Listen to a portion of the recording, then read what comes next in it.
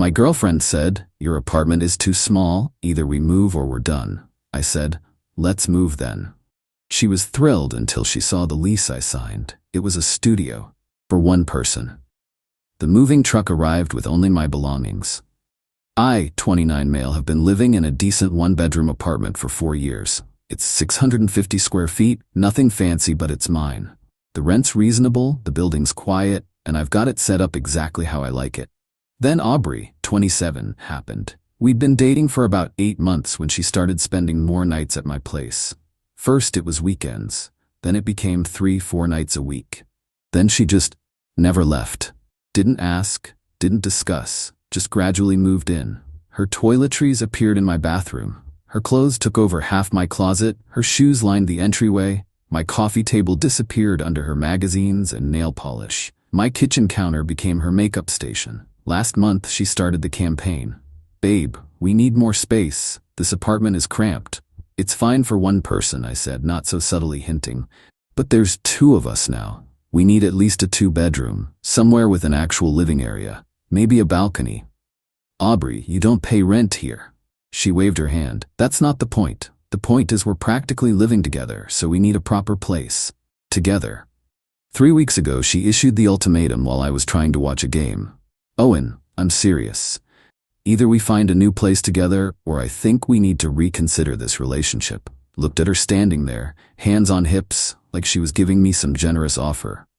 This woman who'd moved into my apartment without asking, who paid 0 rent, who took over my space, who now wanted me to upgrade our living situation on my dime. "You're right," I said calmly. "We should move." Her face lit up like Christmas morning. "Really? Oh my God, babe.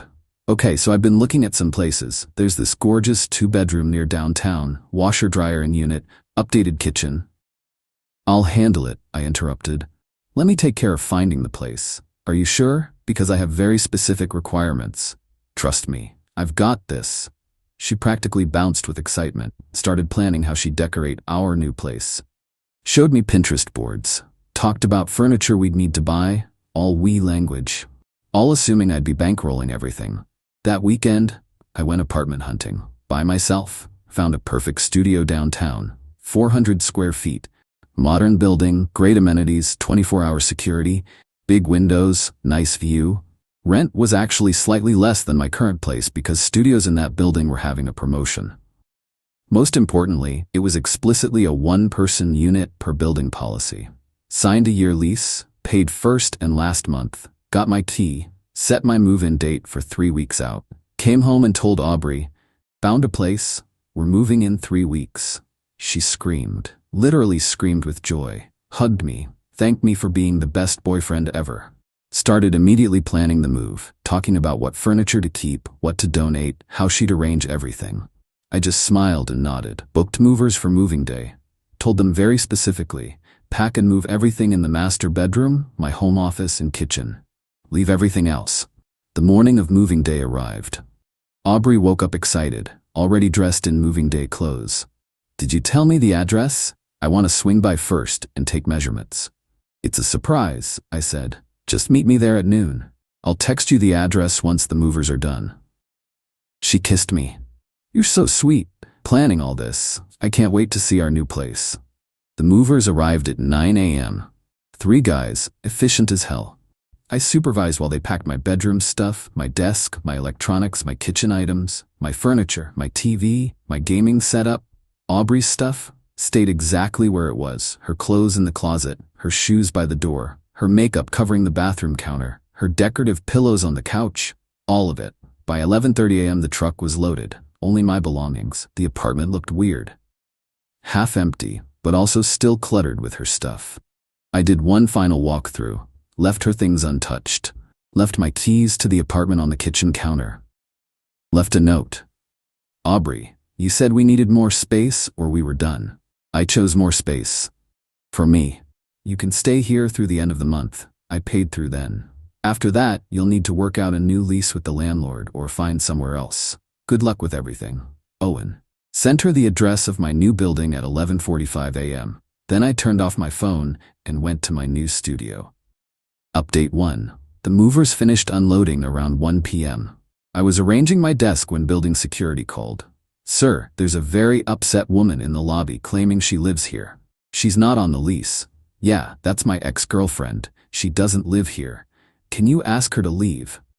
She's refusing, says you stole her belongings. Should we call the police? Give me 5 minutes. I'll come down. Rode the elevator down already knowing this would be ugly. The lobby was nice, modern, big windows, and there was Aubrey standing by the security desk, face red, eyes wild. Owen, what is this? Where's our apartment? This is my apartment. The studio on the 6th floor. Studio, we're supposed to be moving into a 2-bedroom. No, you wanted a 2-bedroom. I never agreed to that. Her mouth opened and closed like a fish. But you said we were moving. I thought. You assumed. I said I was moving, which I did. Where's my stuff? Where's all my furniture, my clothes? Still at my old apartment. Where you left it. You left my things. We're supposed to be moving in together. Aubrey, you moved yourself into my apartment without asking, took over my space, then demanded I upgrade to something bigger and threatened to break up with me if I didn't. So I called your bluff. Where'd I moved? You didn't. She looked at the security guard like he'd back her up. He can't do this. That's my stuff. He stole my furniture. It's actually all my furniture, I said calmly. Check the photos on my phone, all purchased by me before we met. You're welcome to whatever you brought, which is still at the old place. This is insane. You're insane. We've been together almost a year. You can't just abandon me. I can. I did. You issued an ultimatum. I chose. She started crying. Real tears this time, not manipulation. Owen, please. I don't understand. Where am I supposed to go? Figured you had a plan when you gave me that ultimatum. Maybe that backup boyfriend you've been texting? Her face went white. What are you talking about? Cameron? From your gym? The guy you text until 2 a.m.? Yeah, I saw the messages on your laptop last week. You left it open. Real cute how you were keeping him warm, just in case Owen doesn't work out. The security guard's eyebrows went up. Aubrey recovered fast. Those were just friendly conversations. You're being paranoid. Maybe, but I'm being paranoid in my own apartment, alone. Figure your life out, Aubrey. You've got until the end of the month at the old place. Started walking back to the elevator. Owen, you can't do this. I'll sue you. This is illegal eviction. Turn back. You were never on the lease. You don't pay rent.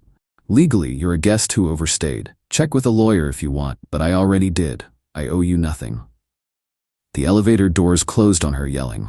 My phone was off until 8 p.m. When I finally turned it back on, 38 missed calls, 89 text messages. Aubrey's texts were a journey. Are you kidding right now? Owen, answer your phone. This isn't funny. I need to talk to you right now. Fine, be a child. I went back to the apartment. Where is my stuff? You took everything. The furniture is gone, the TV, even the coffee maker. You can't do this to me. I have nowhere to go. My stuff is just sitting here and now I have to move it all myself. You're a horrible person. Cameron's more of a man than you'll ever be. That last one made me laugh. Also texts from her best friend Kelsey. What did you do? Aubrey's losing it. Call her. And one from her mom, Diane. Owen, I don't know what's going on, but Aubrey's very upset. Can we talk? I responded to exactly one person, Diane. Diane, Aubrey moved into my apartment without asking, then demanded I pay for a bigger place for both of us. When I declined, she threatened to leave. I took her up on it. She has until the end of the month at my old place, rent's paid through then. After that, she needs her own housing. Thanks for understanding. Diane responded within minutes. She moved in without discussing it. She said you asked her to live with you. Never happened. She started staying over more and just never left. I see. I'll talk to her. Blocked Aubrey's number. Blocked Kelsey. Kept Diane unblocked for now. Spent the evening setting up my studio. Everything fit perfectly. My furniture, my rules, my space. Got a text from the old landlord around 10 p.m. Hey Owen, got a frantic call from a woman named Aubrey claiming she lives at your unit. Says you abandoned her? She's been staying there without being on the lease. I moved out. My lease ends this month. I paid through the end of the month like required. What she does after that is between you and her. Gotcha. Just wanted to confirm. She mentioned possibly taking over the lease? That's up to you. I'm out. Fell asleep in my own bed in my own space. Best sleep I'd had in months. Update 2. Week 1 in the new studio was blissful. Quiet, space arranged exactly how I wanted. No makeup on the counter, no random shoes to trip over, no one complaining about my gaming setup or how I organize my kitchen. Then the entitlement kicked into overdrive. Diane called Tuesday evening. "Owen, I need to ask you something. Did you and Aubrey discuss her moving in originally?" "Nope, she just gradually started staying over more until she basically lived there. I should have addressed it sooner, but I figured we'd have an actual conversation about it eventually. She's telling me you promised to take care of her, that you said she didn't need to work as much because you'd handle expenses." "Diane, I never said that. She has a job. She works part-time at a boutique. That was her choice. I never offered to support her." Silence. Then, "She's on my couch right now, says she can't afford to take over your old apartment and needs time to find something cheaper. I'm letting her stay, but this is a lot.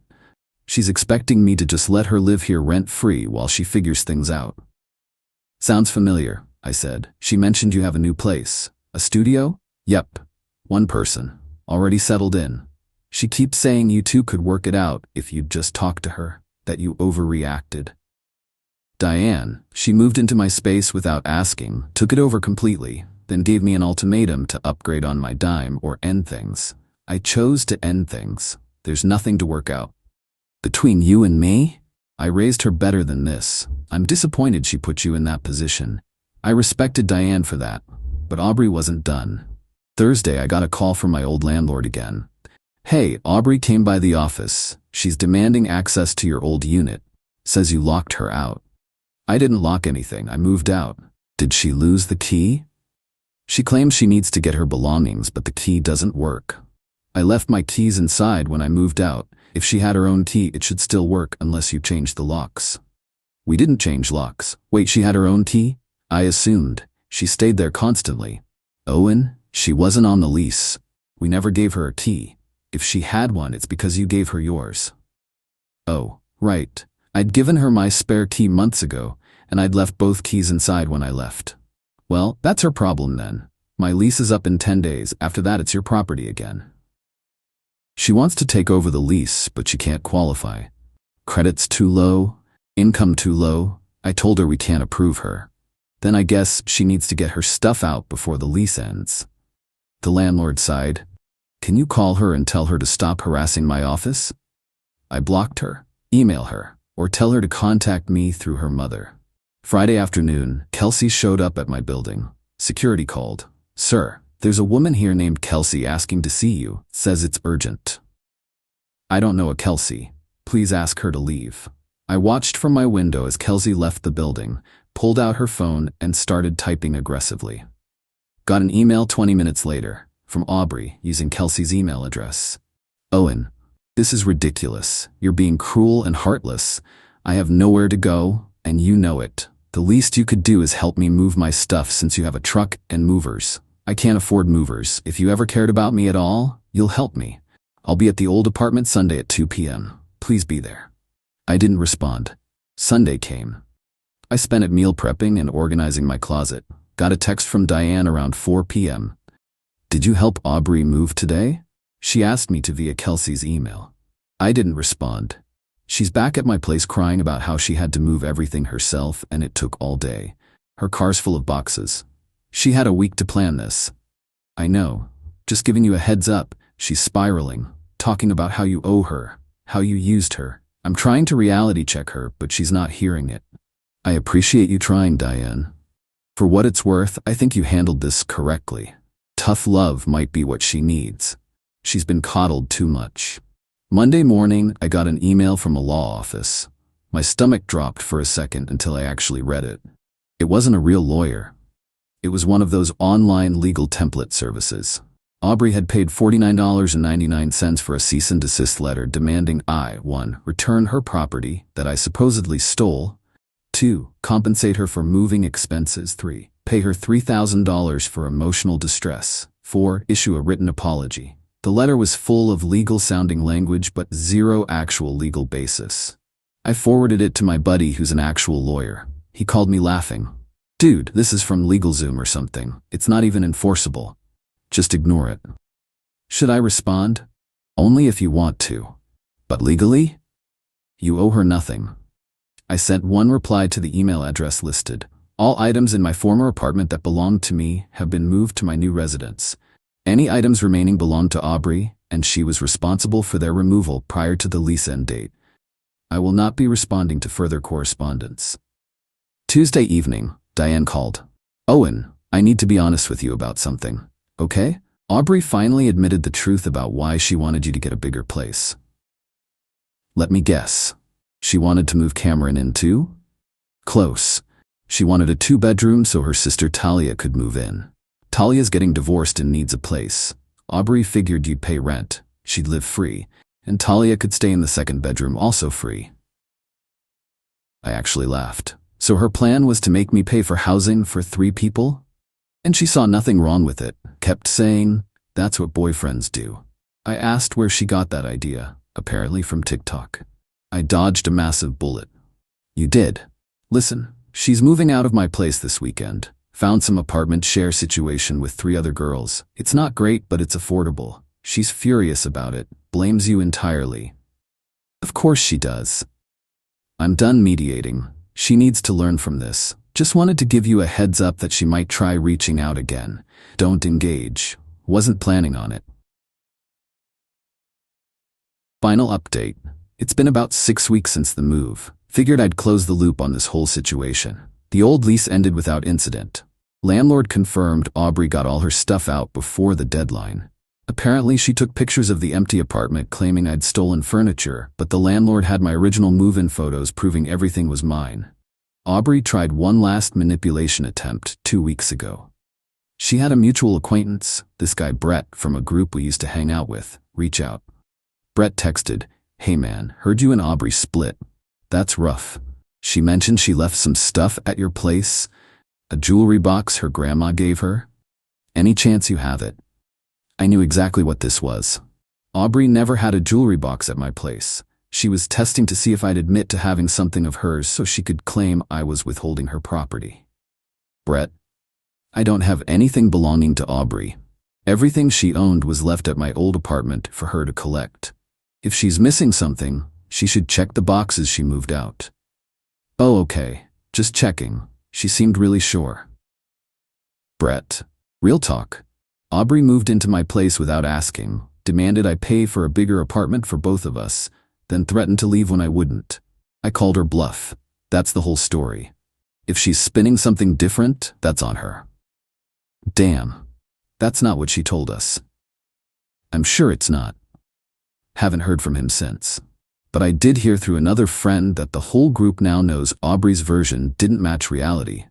Apparently, she'd been telling people I kicked her out for no reason and abandoned her stuff. Once people started asking questions, her story fell apart. The entitlement continued even in defeat. Kelsey apparently tried to organize an intervention where mutual friends were supposed to convince me I'd been too harsh. Only 2 people showed up, and both ended up agreeing with my decision once they heard the real story. Aubrey's living situation hasn't improved.